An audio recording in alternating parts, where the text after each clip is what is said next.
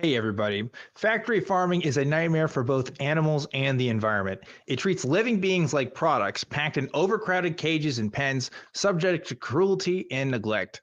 Animals are often confined in spaces so small that they can't even move, enduring pain and fear every single day. And on top of that, factory farms are a huge contributor to pollution, spewing out waste and chemicals that poison our air, water, and soil. It is a system that only benefits massive corporations while the cost is paid by the planet and the creatures who suffer. It's a model that, in my opinion, needs to be abandoned for something more humane and sustainable. But if you disagree, now's the time to tell me because the show is starting right now.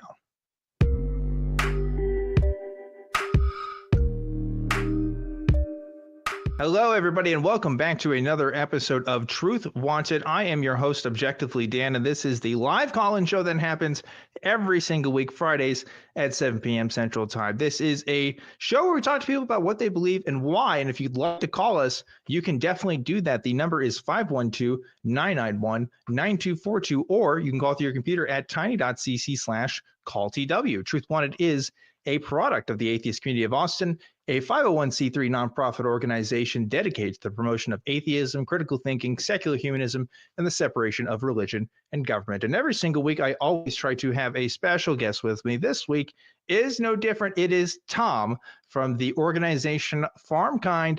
Thom, welcome to the broadcast. Hi, Dan. Thanks for having me. Yeah, thanks for coming on. Happy to have you here. We're going to talk about a little bit about why you're here in just a little bit. But before we do that, folks, we have to talk about the question of the week. It is the We Want the Truth segment. Every single week, we're asking you guys a question or a prompt, and we want to hear your best answers. Last week, we asked you guys, what did the talking snake say to the talking donkey? Very curious about this one because I was like, this is a Kelly question. In full speed. What I mean by that is a question that I don't think is going to have good answers, but it does. Okay. And so let me tell you what we got. Of course, Kelly did actually make the top cut this time because his answer was pretty good. He said, what did the talking snake say to the talking donkey? I might be a snake, but you're an ass. So that was like pretty good, Kelly. Pretty good. Thanks for giving a good comment for that one. Our number two comes from Fur5661, who says the talking snake said to the talking donkey, hey, where is Shrek? Which is like, okay, all right. I got a chuckle out of that one. So it makes the list. That's how that goes. The number one answer for this week, though, comes from Jack Flash 64, who says, what did the talking snake say to the talking donkey? Psst, do you want an apple? And the donkey replied, nay. Which is garbage, but it's also really funny, which is why it makes the number one this week. So thank you for that, Jack. And thank you to everybody that commented. It's come back around from so bad. It's good. That one, exactly. It's the perfect. It hit it for me. It hit it for me. So thanks for your comments for that one, guys. This prompt is going to be very different from last week. The prompt this week is name the strangest, widely held, unskeptical belief. And of course, no political answers here, folks. We want to be able to get just anything out there. I mean, when people unironically talk about Atlantis, that's a really fun one for me. I really like that. I really like it when they talk. I always forget his name. Oh my gosh, the dinosaur that lives like in Africa that people talk about, and like creationists have gone to try to find because he's basically like a local cryptid that's there. I can't remember his name. He's got one of those names that's hard to say if your native language is English, I think. But anyway, there's a couple of different ones out there. So give us your best one. Name a widely held, unskeptical belief. No political answers, and we'll read out the comments for next week. I'll ask you, Thom, do you have a widely held, unskeptical belief that you just think is funny or that you think is just really strange? I mean, like there are still people who spend their lives trying to find Nessie, the Loch Ness monster. Right. I think that's pretty crazy, considering if you've ever been to the Loch Ness, but like it's not actually like, it's not big enough, basically. Yeah. It's not a very big pond, but yeah, that's yeah. It's like cool. they've done like radar stuff on that lake, right? It's like I'm pretty sure we'd find him, guys. I don't think he's there.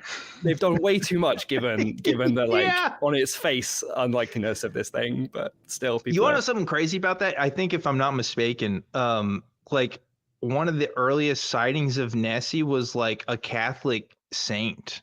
I think. Did you know that? Like hundreds of years ago, I want to say, and it's like just one of the early recordings of there being something going on there. So I don't know what's up with that. That's pretty funny that all these years later, people are still doing that stuff. Yeah, I agree. That's pretty ridiculous. But I bet you guys can find an even more ridiculous one. So I want to read your comments. But Thom, thanks for joining us here on the show today. Thom, you were a recommended guest from friend of the show, Jamie Woodhouse. So shout outs to Jamie for giving me rec, because I'm interested in hearing more about what you're doing. So Thom, you are part of a nonprofit called FarmKind, and tell us a bit about that. What are you doing at FarmKind? Yeah, so FarmKind, I think the easiest way to explain us, we're sort of like a wire cutter, but for animal charities, for factory farming charities. So we work to find the charities that are doing a really good job, actually, spending people's money wisely, really actually making a difference on this issue of factory farming. So that for those people who kind of want to make an impact, they think they see this problem and they're like, I want to do something about this. I want to like try and help, that they can actually be sure that like their impact is making a difference and is not kind of being spent on crazy salaries of CEOs of charities or some other, strange thing that some charities do. So that's the core focus. You're doing like skeptical work on other charities. You're kind of sussing them out to see if they're the real deal. Like, okay. The thing is like some charities are surprisingly, you would be surprised at how much better they are than others. So like you can get even like 100 times more kind of impact on animals for your dollar with some charities compared to like maybe the average charity. And how do you find out which ones those are? That's quite hard. You can't just look at their marketing material. So we kind of like try and help people by working with experts to find some of those really, really good charities, and then recommend them to people if they, if that's what they want to kind of do with their donations. Yeah, speaking of, because we were talking about a little bit, I mentioned Peter Singer to you. Peter Singer is kind of a guy whose books I'm interested in. And he has a book called The Life You Can Save. Yeah. And he has his own organization where he kind of does something similar, where he's like, okay, let's look at these charities from a real utilitarian standpoint here and see which ones are the most worthy of being donated to. And it sounds like you're doing something similar here. So like what's the process for you guys when you're checking these charities and saying, okay, this one's legit and this one is a no-go? Yeah, so organizations like The Life You Can Save are definitely an inspiration for the work that we do. We're just kind of taking that and doing it in the animal space. Specifically, what we're thinking about is like, okay, are you making a tangible impact on animals? So like, can we actually see the impact that you're having? And then more equally importantly, how much money does it actually cost to make that impact? So if you had like, unlimited money, you could help a lot of chickens or pigs or something like this, but we don't have unlimited money in the animal space. Globally, there's about $290 million that goes into this into these every year, which is tiny. When you say 290, do you mean like 290 into charities specifically, or okay? Yeah, wow, globally, that's not a lot. It's not a lot of money. No, that's not a lot. Okay, it's crazy. This is like, as you say, it's a tiny amount of money. The meat industry is worth about $2 trillion, something like this. Yeah. So it's a really, really small amount. It means that we have to be especially careful with kind of how that money is spent and making sure that we're helping as many animals as we can, because we just don't have a lot to go around. And so we have to look at like, what programs are delivering actual impacts that we can see, and like which of those programs are we able to do at like good costs and like they aren't so expensive, so that we can try and help as many animals as possible. So that's in basic terms, that's like the kind of things that we're looking at. Nice. And so, when people hear animal charities, that can mean a lot of different things. So like, what are some of those charities actually doing when it comes to like animal welfare? Yeah. So we specifically focus on factory farming. That's kind of the part of this that we look at. The reason is because, partly because those are the animals that, if you think about like what else we as humans are doing to animals? Well, the most suffering that we unfortunately cause is to factory farm animals because they're the most animals of the kind of animals that we keep, and also they're in the worst conditions. And we kind of take a couple of different approaches because we're looking, our goal ultimately is to end factory farming. And so you need to kind of like take that from a couple of different angles at the same time, because like some things might work better than others, and we're kind of we don't have a roadmap here, right? So we work with charities that particularly improve the conditions for animals right now. Things like corporate campaigns are a really effective kind of tool, which is basically where you get like Walmart or Kroger's or something like this to say, we're not going to buy any more caged eggs. So none of the eggs in our shop will be caged. And what this does is that then essentially encourages farmers to stop using cages, because now they can sell to more people. This has been amazingly effective in the US. We've gone from, in about the last 15 years, about 4% of US hens living in out of cages, to about 40% of them being cage free now, which is a huge change in a really small amount of time. And that's like some people estimate that more than half of the suffering that that egg-laying chickens experience in their lives comes just from being kept in this cage. So this is like transformational in their lives. So these kinds of campaigns we're really excited about. And we're also looking at like, okay, if we want to move completely past factory farming, our diets have got to look a lot different. So we need to kind of create the foods of the future. So that's things like alternative proteins, that's things like cultivated meat, which is the ability to like produce biologically identical meat products, but without having to use animals. So you kind of grow them effectively in a factory in a big sort of vat. Which doesn't sound that nice, but it's it's the same product. And so these are really exciting technologies that can not only produce food without any cruelty and without any suffering from animals, but also a massively reduced environmental cost as well. So these are kind of like the two broad strategies we're taking with the 6 charities that we currently recommend. Excellent. So obviously, let's talk about the elephant in the room here, okay? Because I'm that dirty V word, which is a vegan. I've identified myself as such since about 2020. Those of you longtime listeners know I kind of talked about this change of habit. So there's some people that are thinking, wait a minute, why are we even talking about this stuff at all? I thought this was a show where we talk about Bigfoot and aliens and stuff. Well, the way I justified this, and I think I'm consistent in this, is that we also talk about ethics quite a bit, particularly people's thinking and how they come to their conclusions and their ethics. And I think that in the same way that I'm passionate about healthcare for women, in the same way I'm passionate about, I don't know, pretty much any other issue that we've talked about here, like animal rights or animal welfare in particular, is something that I think we often leave unaddressed. I think a lot of us actually do care about animal welfare, but we don't always maybe think about it as a principle within our ethical systems, right? So like if your neighbor's dog gets out or something, you want to go help that dog because you don't want them to get hit by a car, because you care maybe about your neighbor, but you also care about that dog. Like that's a pretty average scenario that I think most of us have experienced or can agree to. But when it comes to animals produced for food, we kind of don't really have that same mentality. And some people justify it differently as, chickens or cows don't have the same cognitive capacity, or, a million different reasons. But in my opinion, I think that there's some dissonance that's happening here when you really look at this stuff. So what was it for you that, you decided to do this organization and to evaluate these charities and stuff? I don't think, and I know this because we talked before the show, this wasn't always a perspective you held. So what was this perspective change for you? Why do you think that this is an important issue?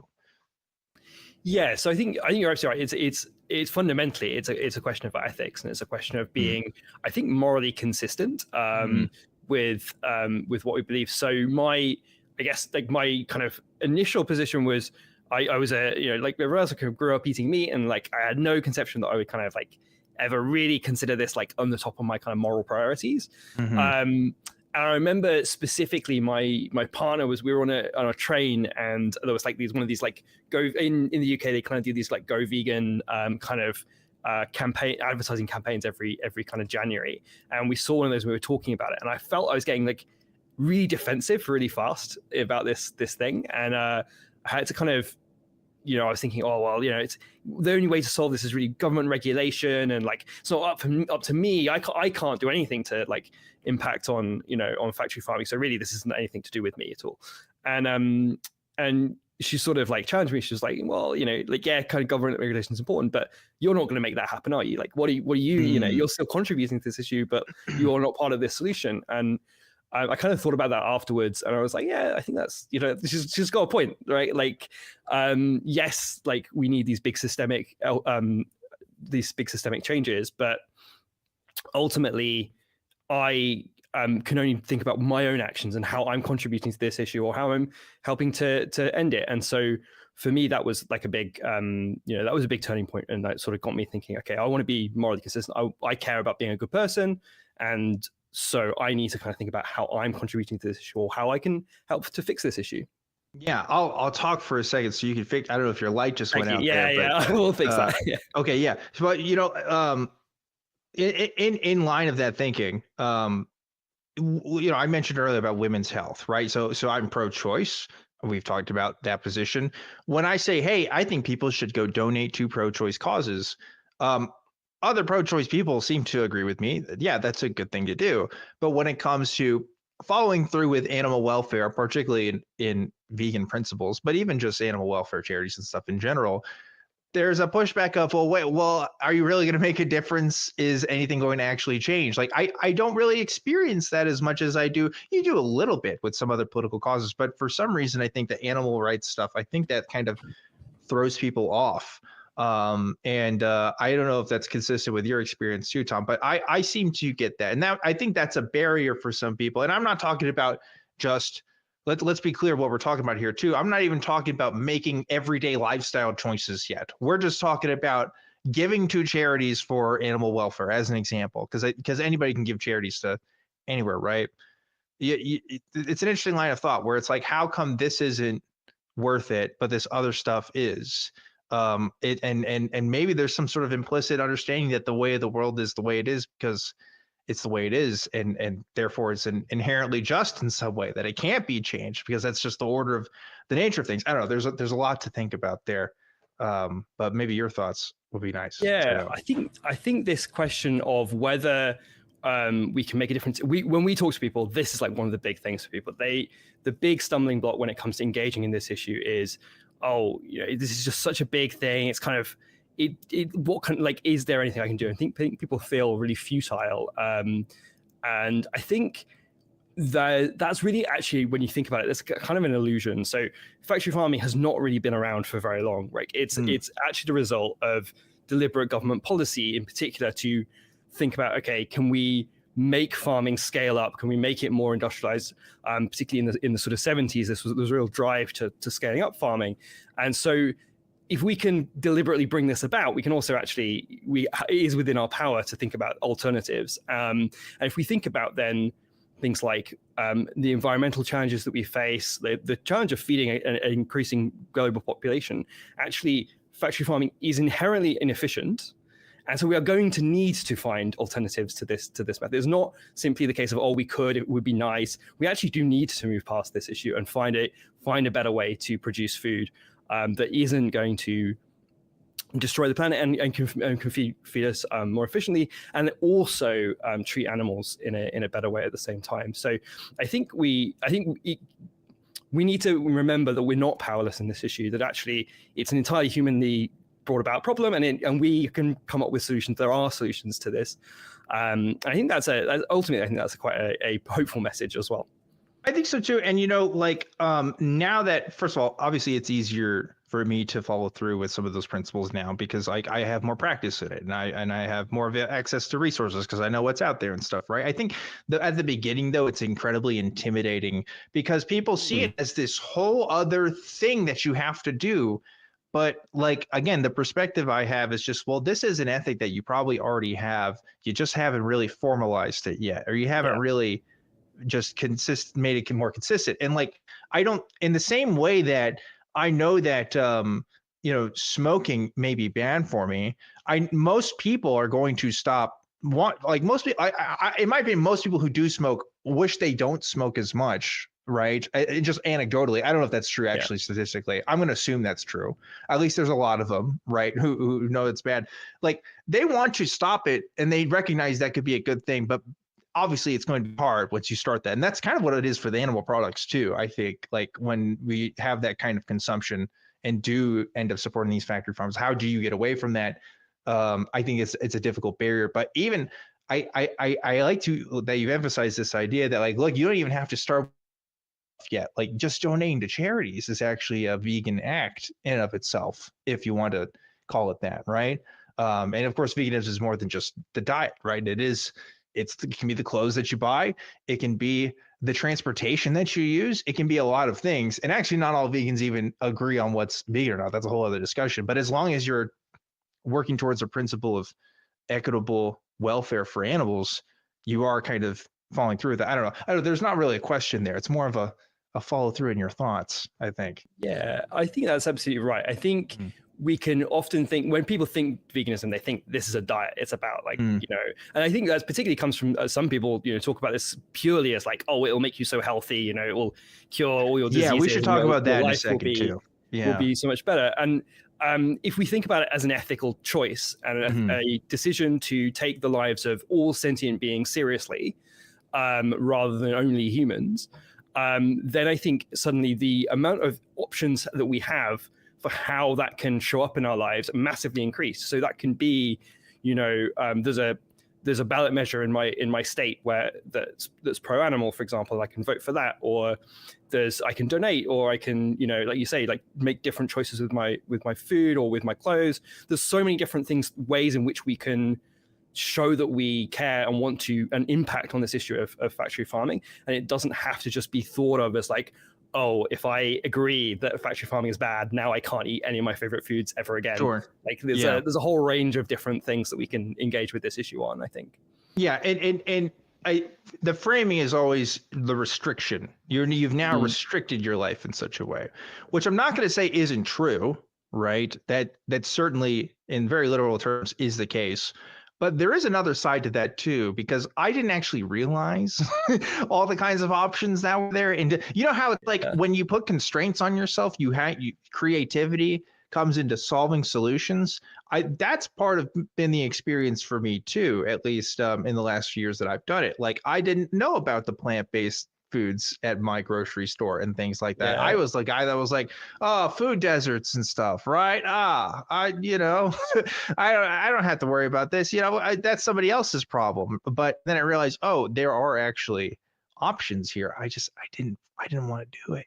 I didn't want to do it. So you kind of have to figure it out. I don't know. It's a process, and it's not something most people do cold turkey. But again, it's just being more consistent. Anybody who says, hey, this is a thing I'm being more consistent on this week or this month, that's a win. I think there's a stereotype where a lot of folks are like, it's all or nothing all the time. And if you don't, you've failed. And like, okay, yes, technically you have failed, but as human beings, we just don't operate like that. Like most people don't get into fitness cold turkey right away if that's their goal. Sometimes they have to warm up to it, or sometimes they get into it for a little bit and they take a break and they go back to it. Like that's just how it is. It's the unfortunate reality of being a human being. But I don't know. I've always been against this idea that sometimes is prevalent in vegan thought, that you have to just go all out all at once, because I think that's a recipe for failure for a lot of people. Yeah, I mean, but anyway, I'm ranting here. I feel like I think that's absolutely right. Even when it comes to our other ethical choices, like I don't, you know, every day show up ethically exactly how I want to, right? I can be snappy, or I can, cut ethical corners sometimes. And like, you don't think, oh, well, you know, just because I can't all the time be an absolute saint, I'm going to just give up on trying to be a good person, right? Like, yeah.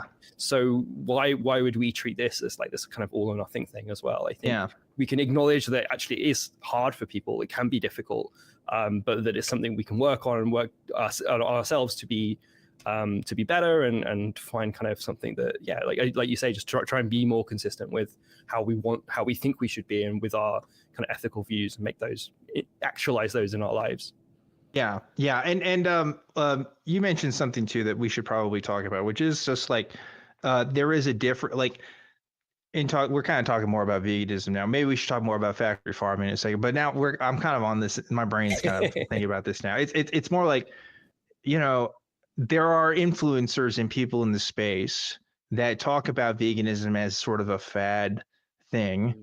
You know, who I don't know if it was Ariana Grande, one of these celebrities, or celebrities say, "Oh, I'm vegan now." What they mean is they're eating a certain way for a little bit, and probably for some sort of health benefits. And that was a really big blocker for me personally, because the vegan people I knew was the folks from PETA.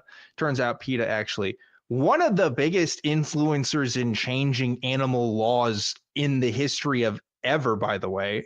That's a fun fact for you. So people who say it doesn't work, apparently it does, because they've done a lot of stuff. But regardless of the controversies they had, it was controversial to me. I remember them releasing Pokemon Black and Blue, and it was like a web flash game where like you got Pikachu and he was all beat up and stuff, and it was like, this is why you should stop using animals. And to me it was like funny, it was silly, like there's this, it's almost so easy to mock, but their idea of it is, well, it gets more eyes on the issue and that ends up making a change. Whether you agree with that or not, I mean, for the results for them, it seems to have worked. But the point is, like, I don't know, there seems to be a marketing issue around veganism, right? So like what how are you in your organization addressing some of that? Like what do you obviously you're probably targeting just vegans, but how do you get just people in general to donate to charities that they otherwise may not donate to? Yeah, so I think what the place we start from is like, as we've kind of been discussing, like actually like changing your diet is not the only option when it comes to this issue. If you say that you care about factory farming, it doesn't mean that you have to now like go vegan straight away, or even necessarily ever, right? There are other things we can do, and I think once we can separate this question of diet change and do I think factory farming is a good or bad thing, I think people's defenses come down, and suddenly you can have a conversation about the ethics without people kind of worrying that they're going to be, on the hook for something that they're not kind of bought into. So that's where we start off. And then we say, actually, like, it turns out that donating even relatively small amounts of money can actually have just as big an impact in positive impact on animals and on the environment as going entirely vegan can. So we actually calculated it costs roughly in the region of about $25 for the average kind of Westerner to per month. It would be the equivalent to going vegan. So $25 donation is about the same in terms of your positive impact if you're donating to particularly good charities. And as a kind of first ask, or as a thing for people to do, for many people, that's a bit easier. Like I can, I've got a spare $25. I can sign up to that, and I can feel like, number one, feel like I'm part of the solution, not part of the problem, and number two, actually be part of bringing yourself more in alignment with your ethics. And I think that's like a really nice place for us to start the conversation from. So the movement against factory farming doesn't have to just be vegans. It can be everybody. We're all taking maybe slightly different approaches to how we're helping to make that change, because that's the kind of driving kind of approach that we take. And so we're actually especially interested in kind of getting meat eaters on board, and we're not interested particularly in changing their diet. A side note on that, because the psychology of feeling good because you donated to something is such an effective thing that a lot of nonprofits take advantage of for people. And I personally, I think rightfully should, in a way, because, obviously that can lead to problems, right? Because you could be thinking that you're donating to something that's not, like a Coney 2012 situation, right? Where it's like, oh, you're not actually helping the Congo by doing anything there, right? So there's problems with that too. But at the same time, like if some millionaire wants to donate to the atheist community of Austin, for example, just to stroke his own ego, I say go for it, man. Yeah, absolutely. We'll give him a shout out for sure. It's going to help us, right, as an organization. So it's interesting that you do talk about that, where it's like, yeah, that's part of the psychology that comes into asking people to donate for things, which is a fascinating thing. But I think it's about time we talk to callers, rather. So do you want to talk to some folks with me on that? That's good. Sounds okay, fun. Cool. Speaking of donating, we have to give a shout out to the folks who do donate on our Patreon, because every single week we are giving a shout out to the folks who donate on the Truth Wanted Patreon. I want to give a thank you to everybody that donates to that. If you ever want to donate, you can check out the link in the description, and you might get your name shout out. Eventually, you will get your name shout out on the show. But every single week, we're giving a special shout out to our patron of the week. This week's patron of the week is going to be GOTOG. Thank you so much, GOTOG. I don't know if that's GOTOG or GOTOG, but I kind of like GOTOG, so we're going to go with that. Thanks so much for donating. And of course, thank you to everybody that donates on the Patreon. You guys rock. I've been suggesting this for years. Patreon does not, they need a thing where when you donate, you get to fill in a box that says how to pronounce your name, because it's like, how many YouTubers and podcasters or whatever have to give shout outs, like say they're patron people? Like, come on, guys. It should be simple. But anyway, I don't know. Tom, we got a couple folks who want to talk to us about some of the things that we've been talking about. First one is Steve calling in from Nebraska, who has a question for us. Steve, you're live on Truth Wanted. What's going on? Hi, Dan and Tom. Happy weekend, everyone. Thanks for taking my call. I just wanted to know your guys' thoughts about cell-cultured meat, or otherwise known as lab-grown meat. What your guys' thoughts were about that? Yeah, take it away, Tom. Yeah, so I think cell culture meat is a really potentially exciting development. It's something that now the FDA has approved as being safe for humans, and although it's not sort of commercially available in the USA, it's being sold in some restaurants in places like Singapore and things like this. So this is something that's like it's kind of really an early technology, but it's a really exciting and interesting thing. It's not only does it mean that we can make the kind of foods that people love and want to eat without having to slaughter any animals or raise them in factory farms, but it's also incredibly efficient from an environmental point of view. And I think one of the things that's really interesting and something we should also be watching out for is kind of how governments are responding to this and how we're thinking about this legislatively, because there's been some kind of around in Europe and around places, some interesting kind of approaches to try and sort of cut this industry off and ban it early on. Yes. So you can't use this. And I think we want to think about as consumers whether we really want our governments to be stopping us from even being able to make our own decisions about whether we want to eat this food or not. So those are my kind of initial thoughts on this topic. Yes. For example, Governor Ron DeSantis of Florida specifically banned lab-grown meat sales in Florida last year. That was a crazy story. Again, just reporting facts here. Just reporting facts. Just want to make that clear. We're a nonprofit. But anyway, so obviously people are against it. There may be financial interest as to why people are against that. Obviously, Florida, has some cattle growing operations going on, much like Texas as well, where I'm at. Huge state for cattle. So some people may be against it, and as a result, may put out campaigns in AstroTurf as to why you shouldn't buy lab-grown meat. And that's not just true for lab-grown meat. That's true for all plant-based foods and any other kinds of meat alternatives. So just putting that out there, something to think about. But yeah, I'm all for it. I think it's great. I think it's a technology that is going to be awesome and will be really cool when it becomes more mainstream.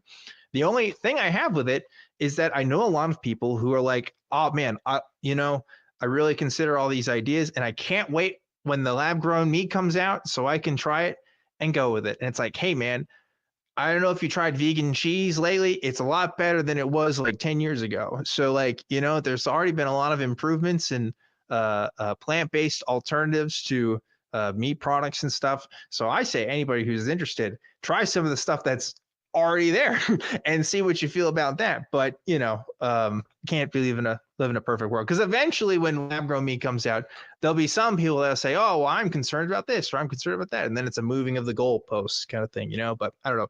That's my take on it. Steve, we gave our thoughts. What do you think? Well, I just want to know when it's going to be available in the store. Why the push? I mean, I get the the pushback why ranchers and farmers might feel this might affect their livelihood. But consumers should have that choice to decide. I would rather eat a hamburger that's not from a slaughtered animal. I mean, I ideally I'd like to be a vegetarian, but there's just too much carnivore blood. I mean, I just like the taste of beef and blood too much. So, I mean, I'll never be able to become a vegan for sure, or a vegetarian. But I'd like to have that alternative, that choice to eat a nice hamburger that's not been from a slaughtered animal. Why don't I have that choice? Well, like Tom said, the FDA like kind of just approved it, and so there are startups that are trying to get into that and make it available to market. I don't know those individual startups and their timeline to getting the products to market. There's a lot of things that go into that. So I would assume probably pretty soon. And unfortunately, and I just looked it up. Yeah, even Alabama as well as already banned it, even though it's not commercially available in the U.S. that I'm aware of. I don't think it's available in Europe either. Tom, am I right about that? Yeah, that's right. So from what I can remember, it's available basically. It's regulatorily available in Singapore, Israel, and the US now, and you can buy some of these products in restaurants in places like Singapore. The main reason we don't have it in the US right now is basically because of some of the technical challenges around getting this at producing this at scale and at costs that kind of make sense economically. So this is still a really new technology, and there are just some kind of technical hurdles around things like some of the inputs. So things like how the culture that you grow the cells in, these can be quite expensive, the sources that people are using at the moment. And so people are looking at okay, can we find cheaper alternatives for this? Can we bring these costs down? And then there's all sorts of just kind of boring logistical stuff around, can you build big enough factories? Can you get your pipeline, your logistics working so you can get all your bits of the supply chain working? So it's still a few years out probably from when we can kind of buy this in the stores, but it's looking good. And yeah, I think I'm sure there are many people like you, Steve, who are looking forward to being able to buy their meat and not without any kind of feeling that they're contributing to factory farming. So hopefully it'll be soon. There you go. See, why did I even bother answering? Because Tom actually had a real answer there. He has actually looked at the issue and could do it. It's a stupid habit of mine. But anyway, so there you go. I think that pretty much solves it there. Steve, what do you think? Well, one quick question. Have either of you ever had an Impossible Whopper? Oh, yeah. That was one of the first things I had when I went vegan. Aren't they just the most gnarly, awful tasting things? I'm sorry. I just couldn't believe they tried to imitate a beef patty with that. I mean, gosh, it's horrible. Instead of imitation, to me, I think of it more as just something different, right? It doesn't have to exactly be the same. I can still enjoy it for what it is. Personally, I'm more of a Beyond Meat kind of guy. I like it better than the Impossible stuff. And if I am getting that for my home, it's usually Beyond Meat. But veganism is more than just, or at least attempts for reducing animal products is more than just meat replacements as well. It's also just a diversification of protein stuff. Now when I do meal prep, I'm usually doing a whole different range of stuff that's usually not meat imitation stuff. One, because it can be expensive at a larger scale, but also there's just other things out there that don't have to be, I don't know, replacement, just like stuff that's already there, like beans or tofu or any other kind of thing. But I don't know, that's my thoughts. Tom, what do you think? Yeah, I mean, I like most of these meat replacements, but yeah, I mean, I'm obsessed with tofu. I'll be honest. It's a wonder. Yeah. It's a wonder food. There's so many things you can do with it. It's true. I know for most people who aren't on the kind of the vegan pipeline, they probably have no idea what you do with the tofu, but it's a genius product. That's the thing too. That's the tofu propaganda that people. Yeah, there's a lot of mainstream media is oh, tofu's the worst and stuff. And I remember first, I don't think I tried tofu ever until 2020. And at first I was like, okay. And now I know how to make it actually really pretty good. So, there's a learning curve with that. But Anyway, sorry that Impossible Burgers aren't the best for you, Steve. But you know, there's other things out there that you might like. Well, I can't wait for the lab grown beef. I hope that isn't banned. That'd just be an awful thing if that got banned. Well, So, I'll say this, hopefully that'll come Steve, with the coming administration, anything is possible. So, Oh boy. Well, you guys can't talk politics on this one. Nope. On this nonprofit. You know, I don't want you to lose your nonprofit. That's all I can status. say. I'll That's let that all one I go. can say. Yeah. Okay. But Hey, anyway, it's great talking with you guys. Yeah. thanks, Steve. Have a All right. great one. Yeah. So, you know, like there is something to, I mean, you know, it's nonpartisan to say that the agriculture industry is absolutely ginormous. And of course, will litigate and do anything in their power for their financial interest, because that's just how capitalism works. That's true for any industry. That there's nothing necessarily inherently political about that, other than that's just a fact of the world. You've already seen that in the UK, where they had a whole thing about, hey, is this actually milk, or do we have to call it something else? Right? You want to talk about that? Because, you know, I'm sure you know even more about that than I do. Yeah, I mean, animal agriculture is, and particularly in the meat industry, are one of the largest lobbyist groups in terms of the amount that they spend in the US and in Europe, and they spend, you know, they're giving to all the kind of major parties. Yeah, I mean, there are all these crazy things. So Italy, for example, they banned cultivated meat. They banned some alternative proteins. They banned like insect farming as well, despite the fact none of these things were actually happening in Italy, right, at the time, and it was completely illegal under European law. So there's a lot of kind of signaling going on. There's a lot of people kind of like just trying to, you know, appease the meat industry, but also kind of like sort of throw their weight around, try and create scare stories really around some of these products. And yeah, I mean, the big agriculture, they invest huge amounts of money, not only in lobbying, but also in misinformation campaigns and ways of kind of pushing out, trying to tell people that, you know, I don't know, that beef is actually good for the environment, really, and you didn't realize this, and all this kind of stuff. But ultimately, yeah, it's about their trying to protect their bottom line. I think one of the things that I think is one of the key things we always need to watch out for when it comes to these lobbying efforts is you're always kind of faced with, oh, it's the small farmer. It's this guy, you know, he's a rancher. He's got a few cows in a field. And if you look at not only where the majority of animals are being raised, but also the majority of government subsidies and subsidy support, it isn't going to these small farmers and these kind of small farms, where all the support, the vast majority of the support, is actually going to big conglomerations, the big meat industry, people like Tyson and these kinds of large businesses, and they are selling the vast majority of the animal products. So we did some research using US Agriculture Department figures, and we found that we saw that about 99% of sales of animal products in the US are from the biggest farms in whether it's like in cows or pigs or chickens.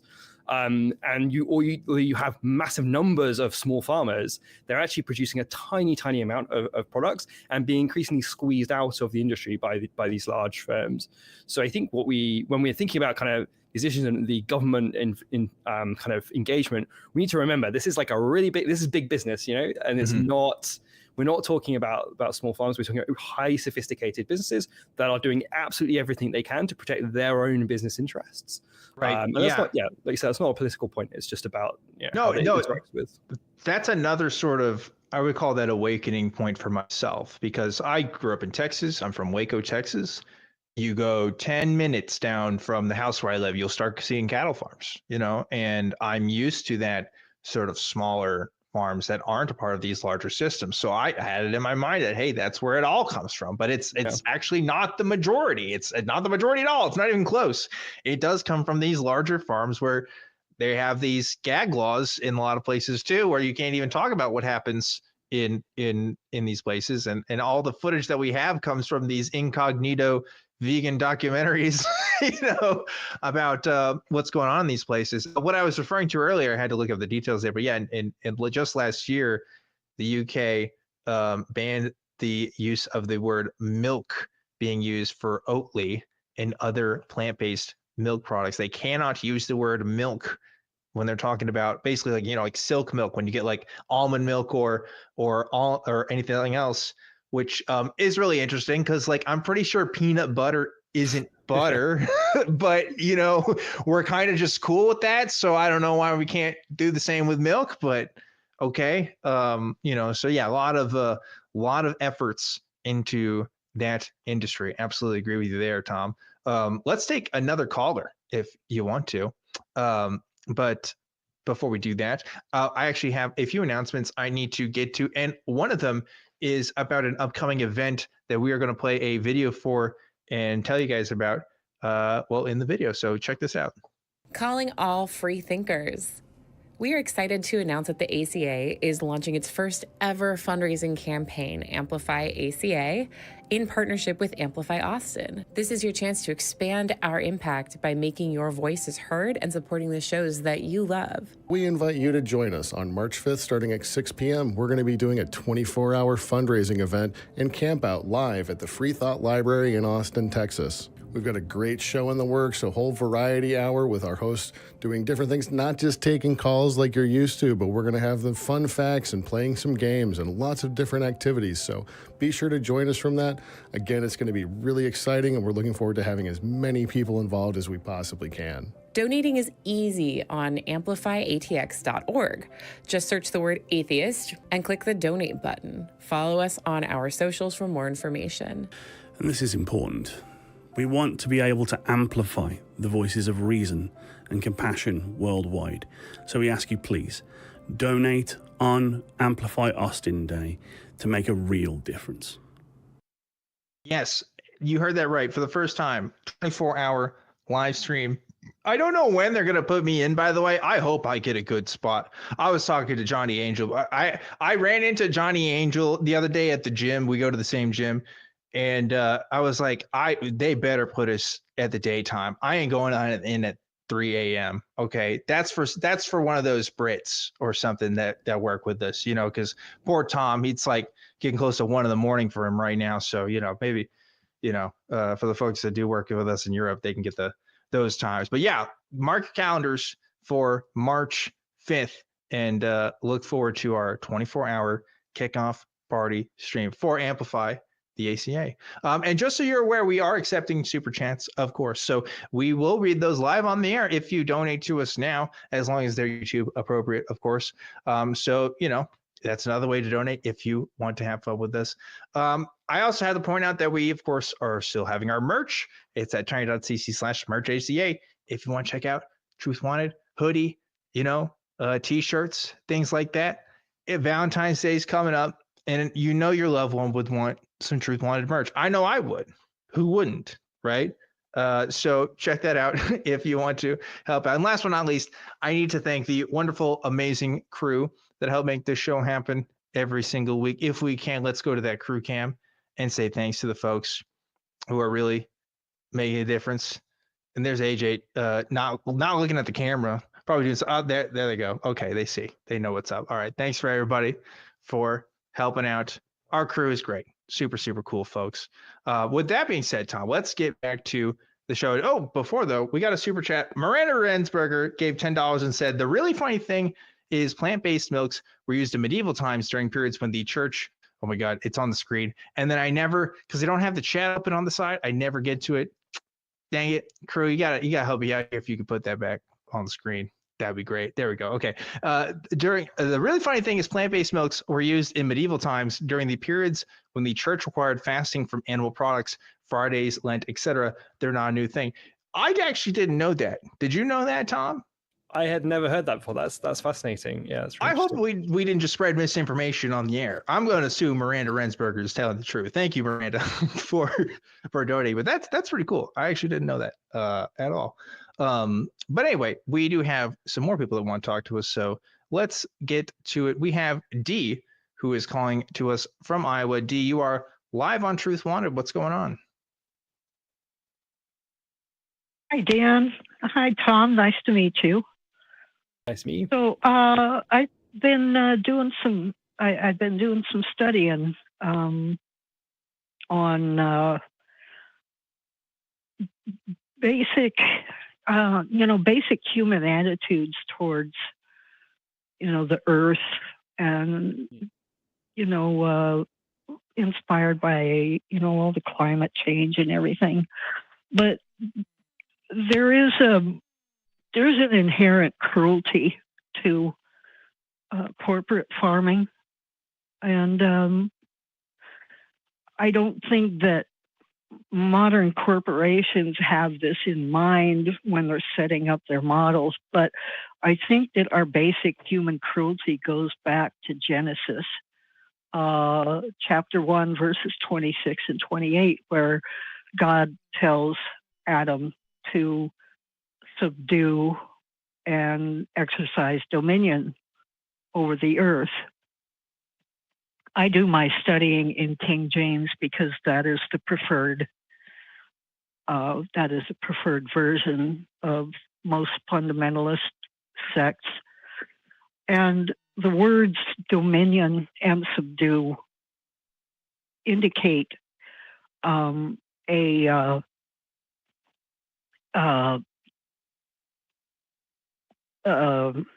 where is it? I'm looking at it here.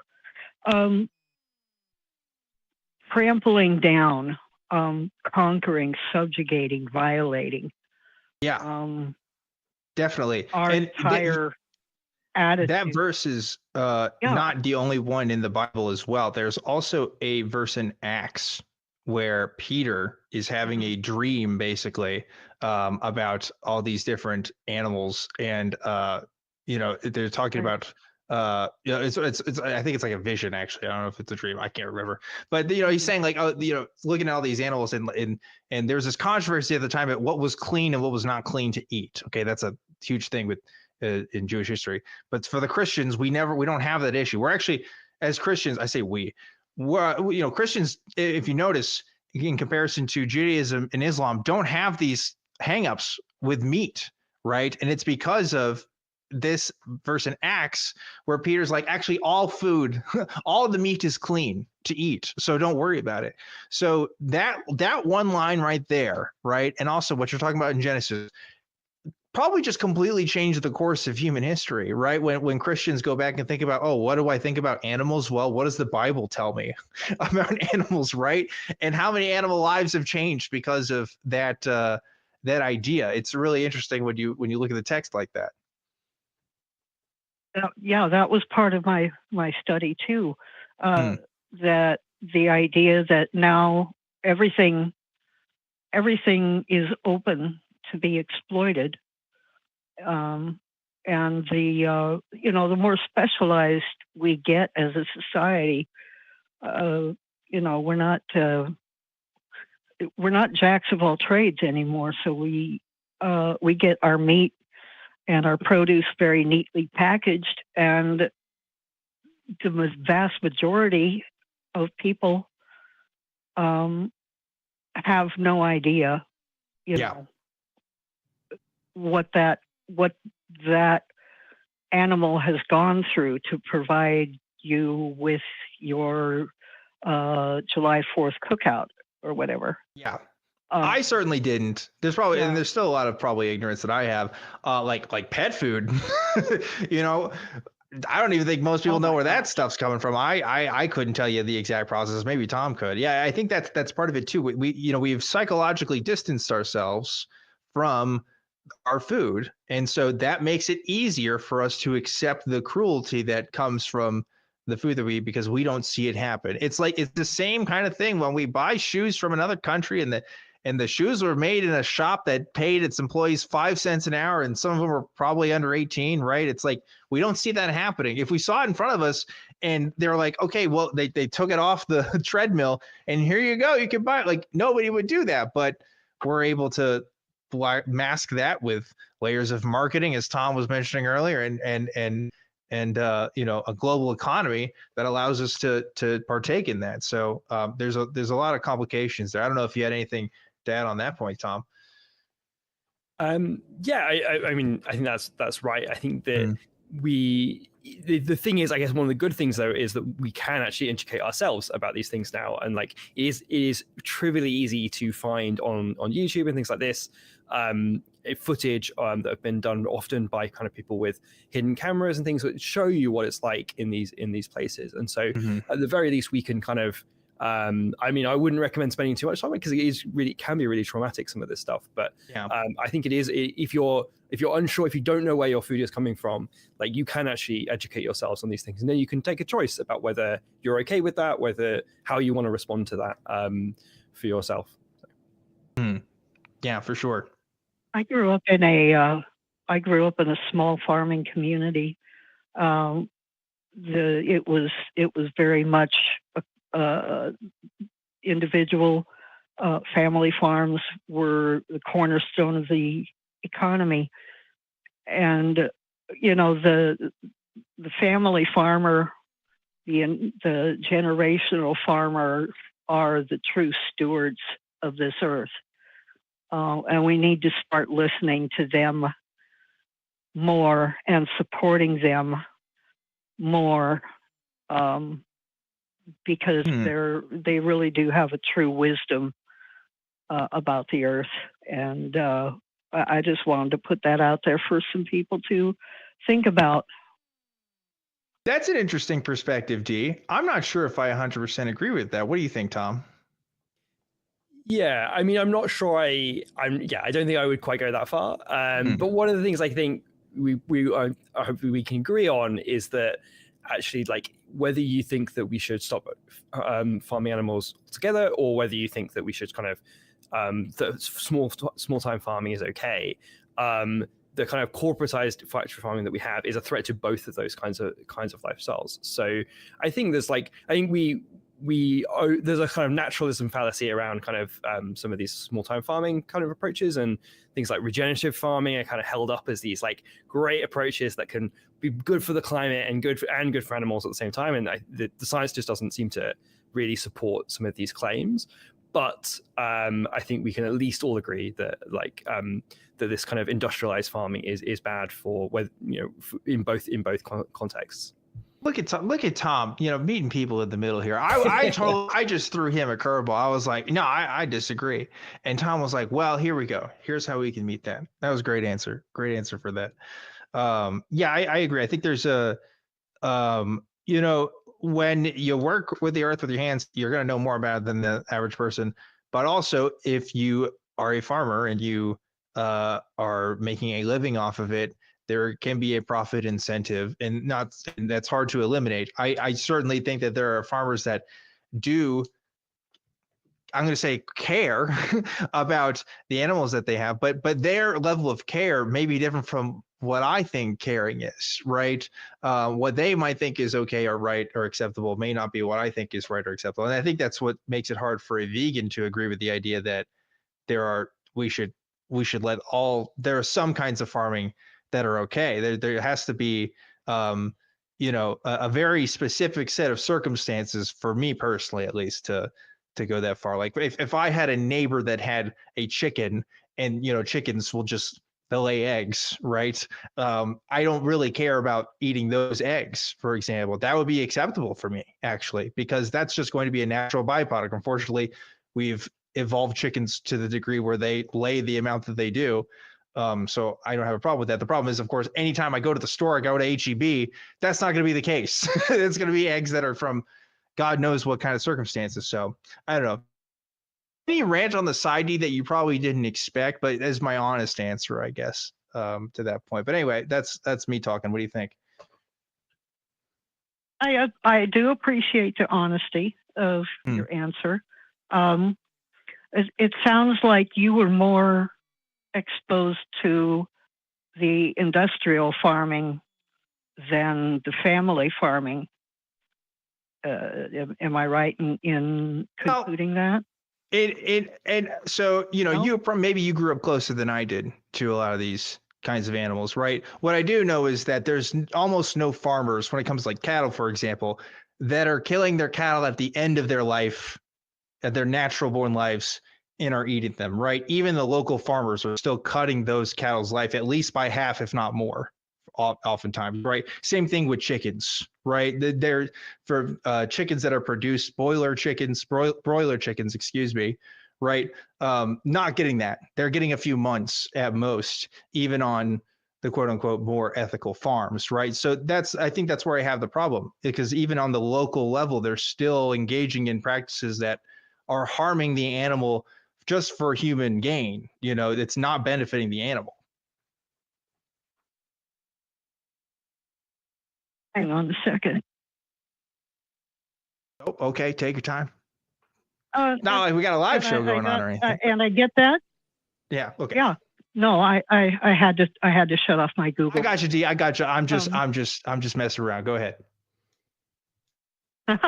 No, and I get that, but I don't know. And if you know better, please do correct me. But I don't think that farming, such as farming cattle for beef, we know that the quality of the meat goes down the older the cattle get, right? Sure. It is. So they are bred for slaughter, and you know, the older the cow, the less quality beef you get.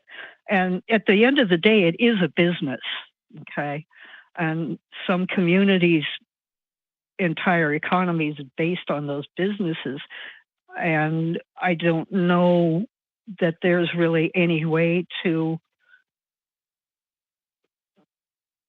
shift them from a farm-based economy elsewhere. You know, Dee, they said the same thing about slaves in the South here, right?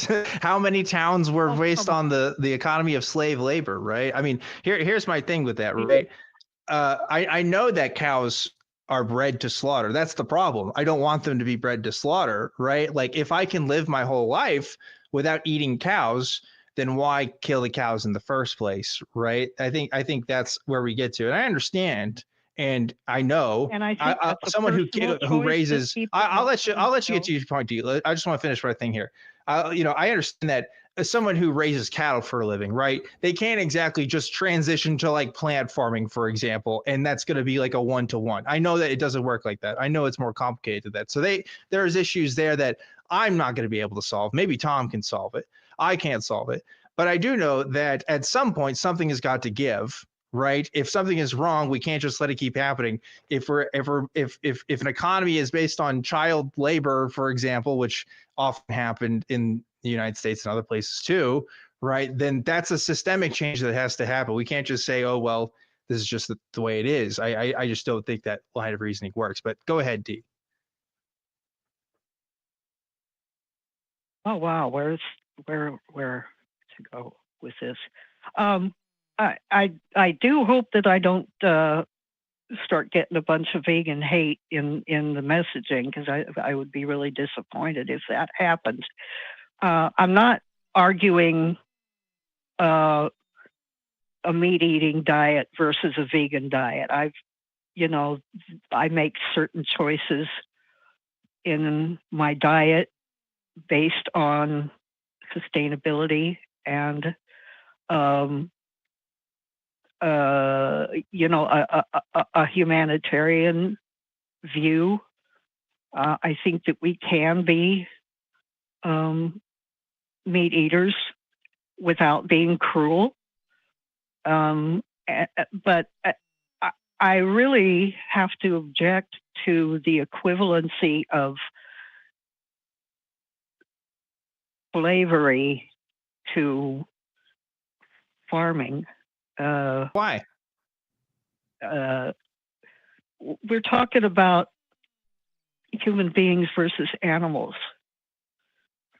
Okay. And maybe I what I'm saying is that we have a good example in the generational farmers versus the corporate farming, because it is based on much more humanitarian care for the animals, much more wisdom in the husbandry of livestock. Are there asshole farmers? Of course there are. But I think I think there is an option for people who do still want to be meat eaters to support and purchase from local farmers and give a pass to the Tyson and the Hormel brands at the supermarket. And I don't know, Tom. I want to give. I've been talking to you a lot here, Dee. I want to give Tom the chance to be a part of this conversation too. Go ahead, Tom. Yeah, so I think this is a thing that I think comes up a lot, and people think, okay, if I can just buy locally, then this is going to, I can sort of opt out of factory farming, and that will be okay. And I think one of the ways to think about this is, even if we grant all the things you're saying about farmers and about kind of traditional farmers, which I think there's a question mark about that. Let's assume you're right about that. And we think about what that would look like if everyone tried to eat that way. The reality is, at the moment, the vast 80% of the land that we use for agriculture is to feed animals. And that comes with massive amounts of environmental damage, biodiversity loss, pollution, etc. And actually, if we try to go to these less intensive farming, that problem gets worse, because we need even more land than we're currently using to raise cattle and things like this. And this comes with huge environmental problems when it comes to, you have to cut down deforestation. One of the leading drivers of deforestation is land for grazing cattle, in fact. And land for grazing cattle is far less good at sequestering carbon than is any of the wildland types that we used before. Even if it's not a rainforest, even if it's like wild shrubland, that's still much better for the environment than the kind of land we raise cattle on. So it would be massively environmentally destructive if we kind of try to move to this sort of small farming, non-industrialized version. And then the other thing I think we need to bear in mind is, actually, even if you're buying from one of these places right now, those animals are still dying in the same slaughterhouses as your factory farmed animals. And these places are incredibly horrific as well. They are not set up to try to give these animals a humane death, even if that were such a thing were possible, to give them a painless death. They are set up to try to kill as many animals as quickly as possible and process them so that they can be turned into foods. And that means things like, for example, trying to stun them, trying to get your stun gun so it only knocks them out just enough so that their heart is pumping nice and quickly, so that the blood comes out of the animal as quickly as possible, because it actually slows things down on your line if you stun them too much, and then they bleed out more slowly. So I think even if we were just doing, okay, I'm going to opt out for myself, even if everyone else is going to go vegan or carry on doing this other thing, I think we really should question whether this kind of local model is actually either sustainable or ethical, even at a small scale. There you go, Dee. Thoughts to that, and then maybe we try to wrap up some things from here. Okay. Good points, all of them. The model that I'm arguing for is the model that I grew up with, and it's I'll just say that I respectfully disagree with some of your points, but I appreciate the conversation. It was good. It did give me some things to think about, so thank you for that. All right. Well, we'll leave it there then, Dee. Thanks so much for calling. Always appreciate when you get to call in and talking to you, and hope to hear from you again. Yeah, I think that went pretty good overall.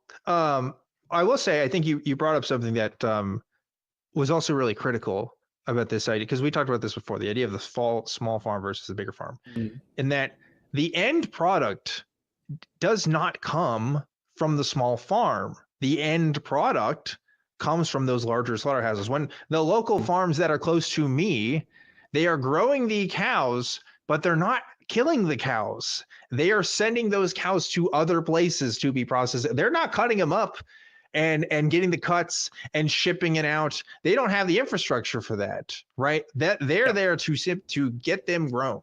That's what most of those small farms are doing today. It's very rare that you would find a farm that actually does all of those things as part of the process from being raised to getting to your dinner table, right? So I think that's a great distinction to make, because that's a very confusing thing. It was certainly confusing to me because I didn't know how farms worked, but that's part of it, right, Tom? Yeah. I mean, there's even other stages as well, right? So if you're thinking about chickens, there are usually farmers are buying from hatcheries. So you have this, somebody is in charge of getting all the hens to lay your eggs. Then somebody else raises them until they're for meat chickens until they're at slaughter weight, and they send them off to somebody else who then kills them. And so if you're trying to think about like how are these animals being treated at every stage, it's basically impossible for us as a consumer to know really actually where our food is coming from, because you can't know where all those stages and what's going on in all those stages. So I in some ways I have sympathy for people who want to kind of make more ethical choices, because it's made really hard for you by a confusing industry that is not transparent, and so it is difficult to make those kinds of decisions. No, it's true. And like, I think that's where naturally most of us want to go. We don't want to be super radical about things and give things up and say, well, where's the compromise here? I certainly was that same way. I'm thinking, well, why are these guys always like this? Why can't we meet somewhere in the middle? But from my understanding of the process is like yours, Tom, where even on the smaller scale farms, one is usually a marketing thing, but also it seems like there's still parts of that process that just aren't going to be ethical at the end of the day, right? Yeah. As long as you are slaughtering an animal before its natural life for consumption, then that's something that, isn't great. There's no farm on earth that's killing cows. Wait until their natural entire 20-year lifespan. It's just, that's not a thing. Same thing with chickens and pigs and everything else. It doesn't happen. It always has to, there has to be a slaughter at some point. How nice, quote unquote, that slaughter is, maybe there's some variable there. Oftentimes it's not. But point is, when you get a product, you're going to get a product, and that product has to come from somewhere and has to be done a certain way if you're going to be profitable as a business. So there's some stuff there.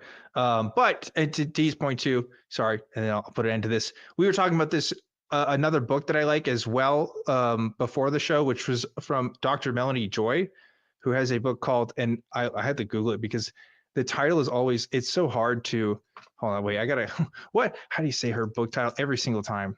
Here we go. It's Why We Love Dogs, Eat Pigs, and Wear Cows. That's one that I really enjoyed. I always get the words. I'm like, wear dogs and eat cows? No, it's So there's that book for you there. And I found out that actually Dr. Melanie Joy is on the board of Tom's organization, which is a cool little connection there. So she's on our advisory board, and she's a very, very lovely person who's been helping us out. But that's a book, Dee, if you're still watching, that talks about the psychology of that. And she even, I think, talks about those biblical references as well. That makes a case for it. So anyway, great call. I like that call. Good stuff. We have another caller who wants to talk to us here. We got Daniel from Canada who wants to talk to us a bit more. Daniel, you are live on Truth Wanted. What's up? Hi, Dan. No, I just wanted to join the conversation because I've made a conscious effort in my last 20 years or so to reduce my meat consumption. I'm not vegan. I'm not claiming I'm vegan or anything, but I really try to eat smaller portions with meals, or sometimes not at all. And I try to buy free-range eggs and grass-fed beef. I hope it's helping a bit.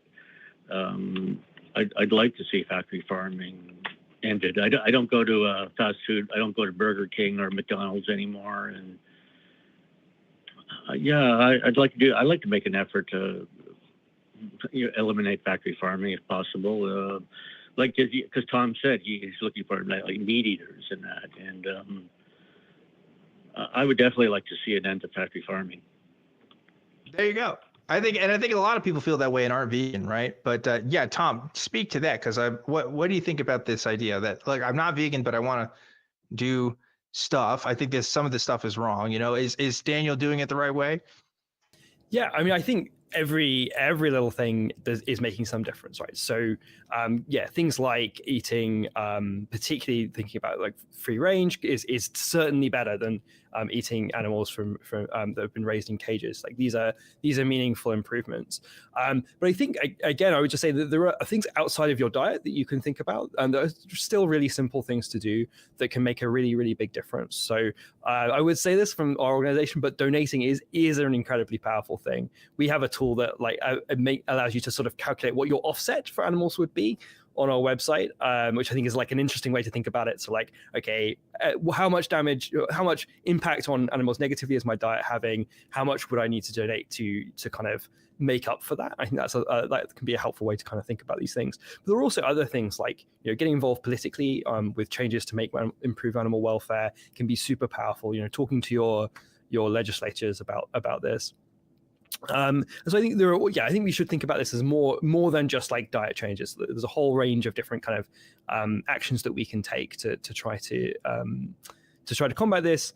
And I think, importantly, is even if we are eating meat, I think it's also good to just remember that like that doesn't mean you have to justify factory farming and become kind of like a shill for factory farming, which I feel like sometimes people feel that they need to do this to kind of try and maintain some kind of consistency. So I appreciate the efforts you're making and the kind of the honesty you have to say that I think this is bad, even if I'm still eating meat.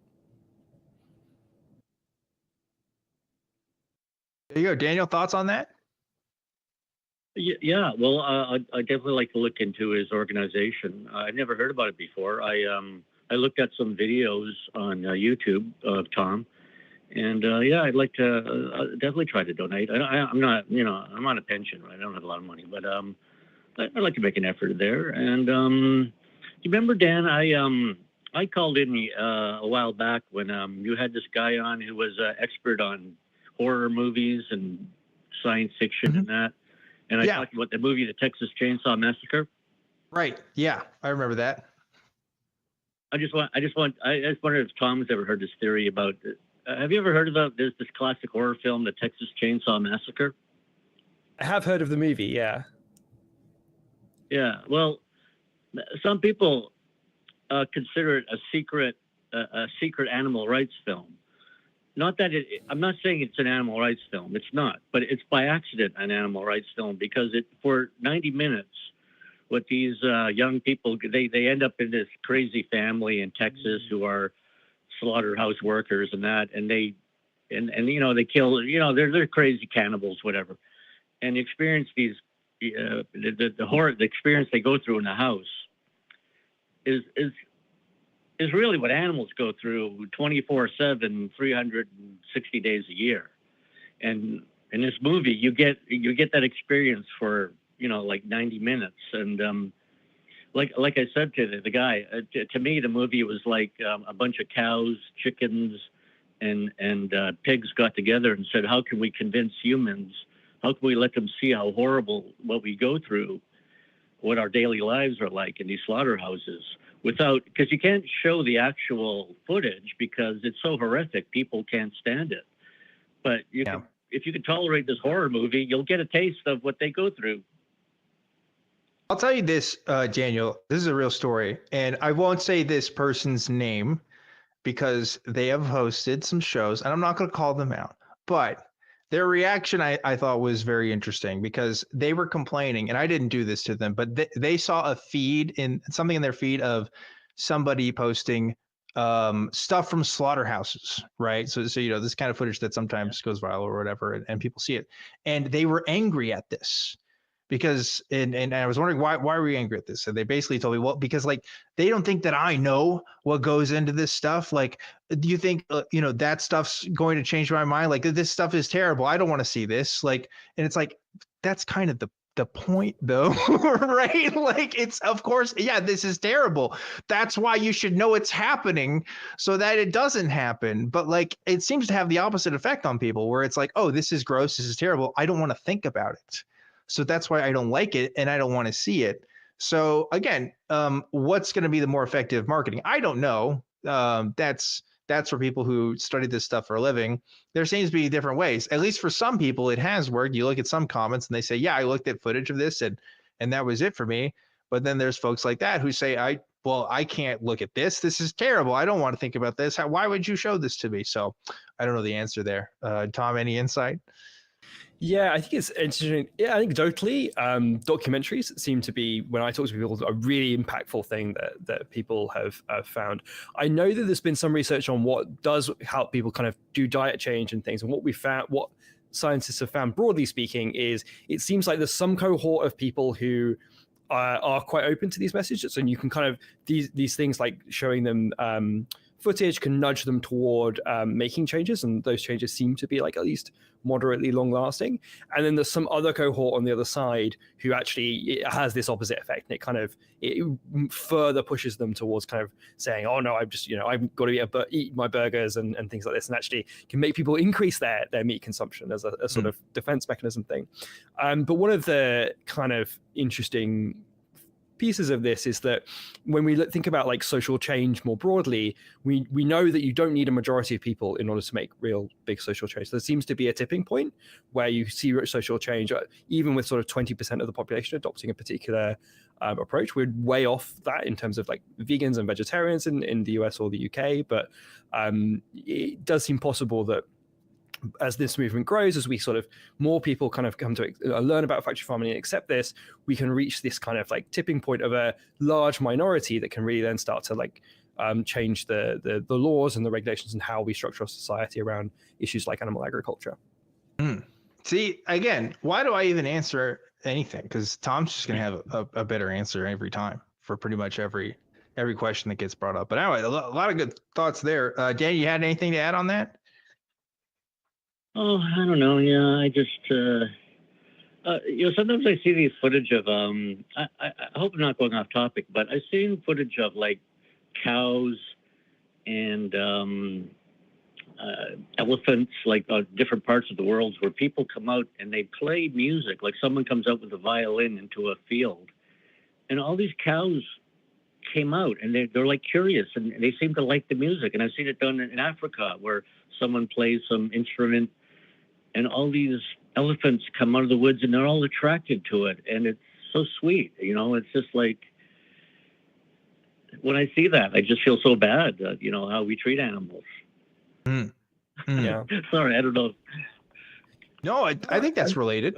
Go ahead, Tom. You had a thought. I was going to say, yeah, no, I think that's for sure related. I think we just don't know often how complex and interesting the inner lives of animals are. There's a great author called Franz de Waal, who's written a number of books of kind of exploring like the inner lives of animals and their emotional lives and how they operate. And I think just reading this and learning actually about how complex all sorts of different animals are, from birds through to chimpanzees and things like this, gives us can really help with our kind of empathy for other sentient beings and kind of understanding, getting a sense of what it would be like for them to be in this environment. So I think we tend to we're always told when we're young not to over anthropomorphize animals, and you shouldn't think that they're too like humans. And I think actually as adults we go too far the other way, and we assume that they're like completely alien to us.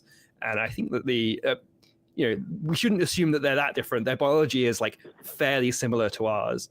And so it would make sense that their experience of the world was like at least approximately similar to ours. And so I think these kinds of things are a really good way to kind of increase our own empathy and think about these things more deeply. I mean, like if you can teach a cow to do tricks just like a dog can, or teach a pig how to operate a computer, which is a real thing that has happened, are they going to be as reasonable as we are? No, they're animals at the end of the day, but it does have to make you wonder. I think the quote that sums it up best for me is Jeremy Bentham, who says, "Ask not if they can talk or if they can reason, but if they can suffer." Right? So it's never going to be about, are they cognizant enough to communicate, or are they doing this? It doesn't matter. It's, can they suffer? Which I think unequivocally, right? A pig, a cow, and a chicken can suffer. Do they suffer equally? I don't know. I do know is they have nervous systems, and I know what that happens in humans.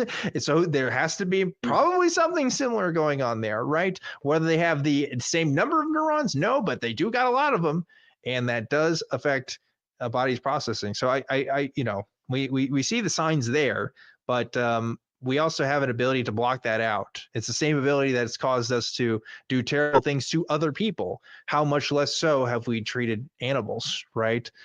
So, I'm never going to, if there's a situation where I have to choose a cow to live or a human, of course I'm going to pick a human. Of course, there's no question there. But why not also help a cow if I can? Right. That's how I'm thinking about these days. I can make efforts to do it, and I don't have to give up much.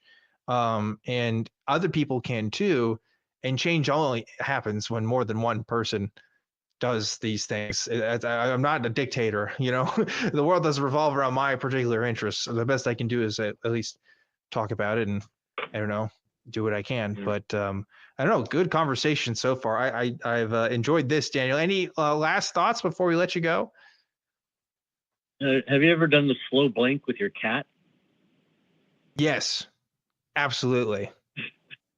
That's a cool thing, eh? Yeah, definitely. Yeah, you gotta try that sometime.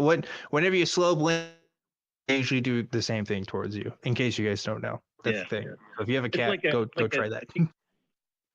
It's like a communication. If they like you, I should say. Yeah. That's all. Awesome. Well, Daniel, thanks so much for calling. I appreciate I appreciate the conversation there. I think I'll go ahead and wrap things up. Yeah. Thanks again, and hope to hear from you some other time. Folks, we're getting close to the end of today's program. I want to give a special thank you to Tom for being on with us at 1 o'clock. It's 1 now, right? Close to it. What time is it for you? It's about 2:30. 2:30. Oh my God, it's even later. Jesus. He's doing it for the animals, folks. He's doing it for the animals, sacrificing his sleep. But you know what? We thank you for that. Tom, if people want to find you and your work, where do they go to do that?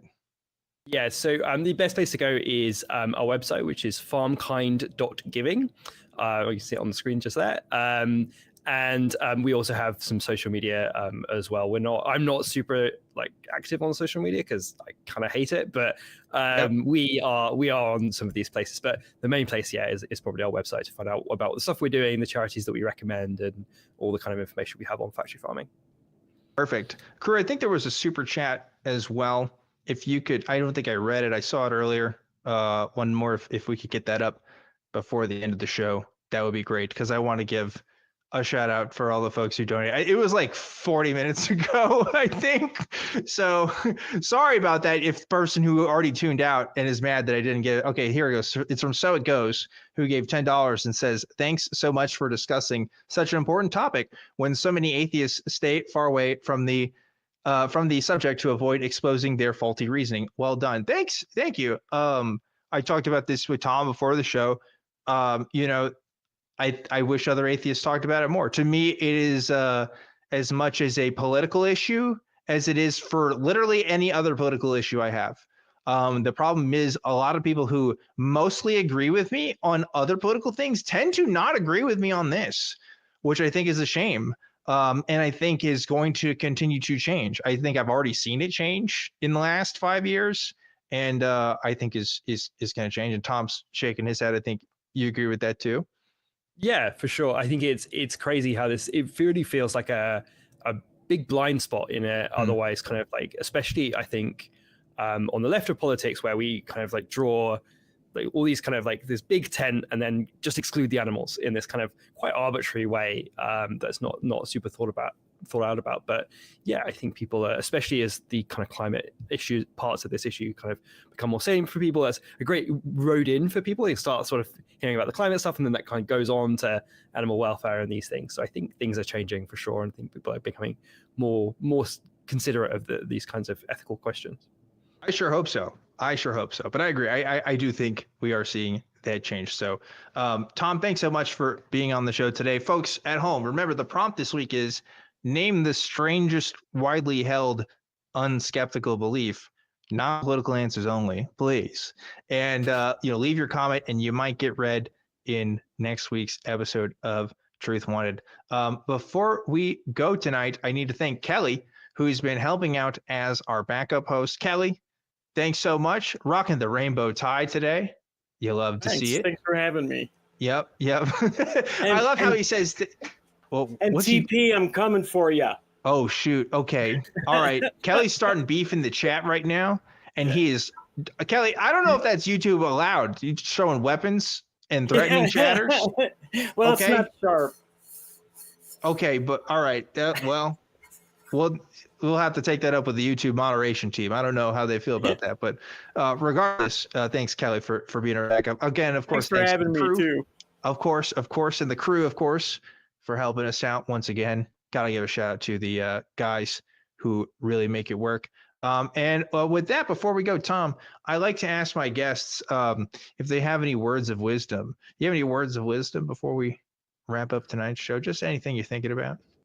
Oh, I mean, that Bentham quote is hard to beat, right? But I think Peter Singer has this great concept of the moral circle, right? And it's like this idea that over time we sort of start with like we just care about our families and like our little tribe, and as society progresses, we kind of draw the circle out to our country and then the rest of the world, and thinking about other humans. And like I think the next step for us as a world really is to draw that circle out to the other sentient beings that we share the planet with, which means the animals that we live here with.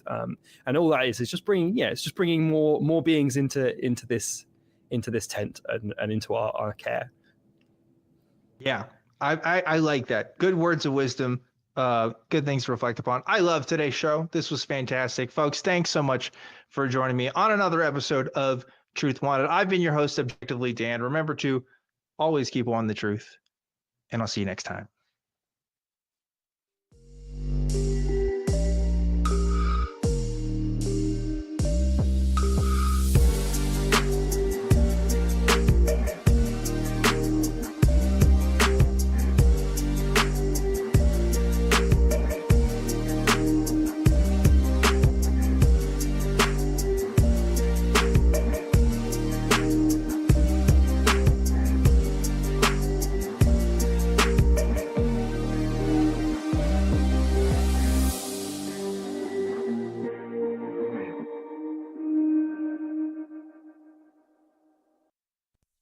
Watch the non-profits and join the hosts in the live chat. Visit tiny.cc/YTNP.